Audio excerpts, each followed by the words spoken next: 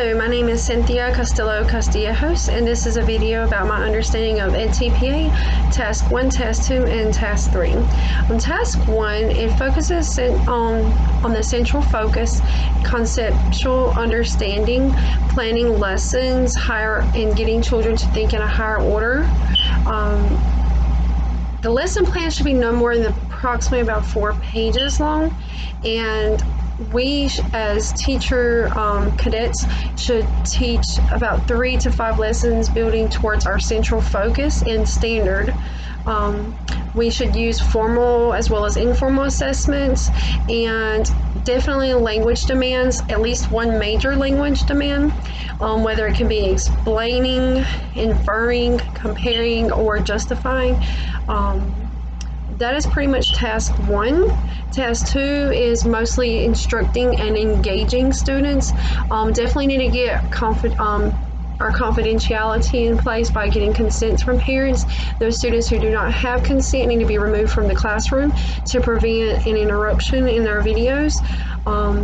As well as our camera position when we're recording, we need to make sure that we introduce the camera to the classroom prior to our date that we record. Children need to get adjusted to having a camera in the room, therefore they don't have that camera fear or everyone wants to surround the camera to look at it. They should be comfortable with the camera in a classroom so it's not an interruption and it doesn't cause any problems the day of the recording. We definitely want to look at the position of the camera, make sure the lighting the quality of the lighting, that you can see the instruction happening. Also that us as a student, that our face is on camera at some point in that video. And when you are going to cut your video, you can cut the beginning, the end, but not in the middle. You have to have a specific time frame with no interruption. Cannot edit or cut from the middle. You can only edit from the beginning, cut and edit from the beginning or the end of the video.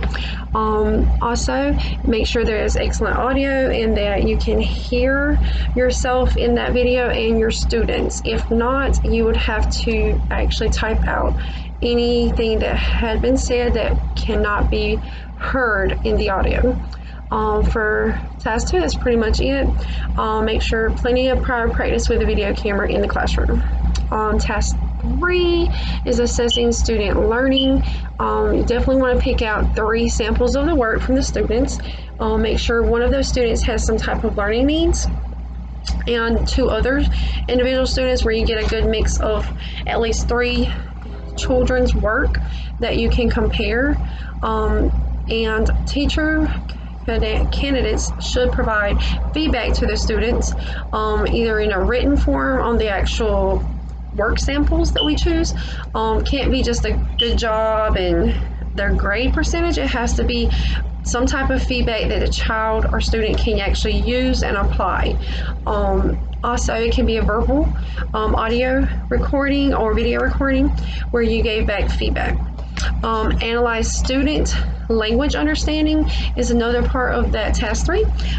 Make sure that the students are able to use those language demands and that we know for sure that they have content understanding, that they understand the content that you are teaching to them and trying to get across to them.